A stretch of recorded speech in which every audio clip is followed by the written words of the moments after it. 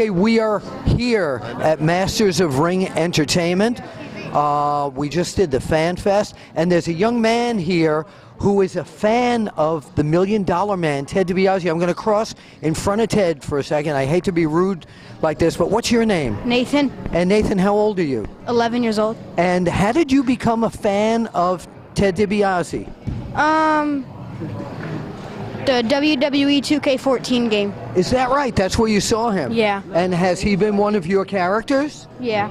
Yeah. So what, who has he wrestled against in the game? I don't remember. I think Randy Savage. Now, who won? I think Randy Savage. Randy? Just like in real life. And as you know, Randy Savage is going into the WWE Hall of Fame. Ted, when you meet a young man at this age who knows who you are because of the WWE still keeping you in mind for everything, what does that feel like? I mean, well, it's unbelievable. It's kind of shocking, to tell you the truth. I actually, just like this guy knows me, I went to Scotland. Of all places, I was in Scotland a year ago. Talk to the people out there. I was in Scotland a year ago, and I'm walking into their equivalent of a Walmart. I was going to be there for a week to get a few things, and there was a little boy, but he's a little younger than you, actually. How old are you? 11. You're 11. This little boy had to be like 6 or 7. And he's walking out, his grandmother's got him by the hand, and as they pass by, he goes, "Grandma, that's the $1 Million Man." I almost had a cow. I spun around, I looked at him, and I said, "You know who I am?"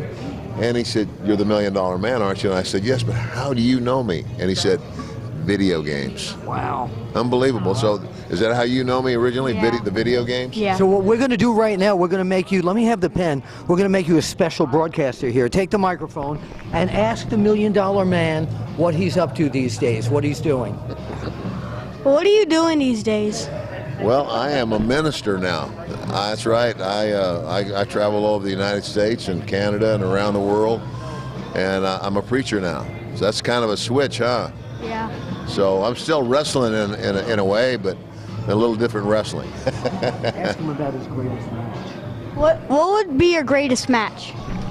It would be hard to say what my greatest single match was, but one of the biggest, I'll tell you the three biggest highlights, I think. Number one, the first major main event of my life, I wrestled another guy that's here, Harley Race, when he was the NWA World Champion.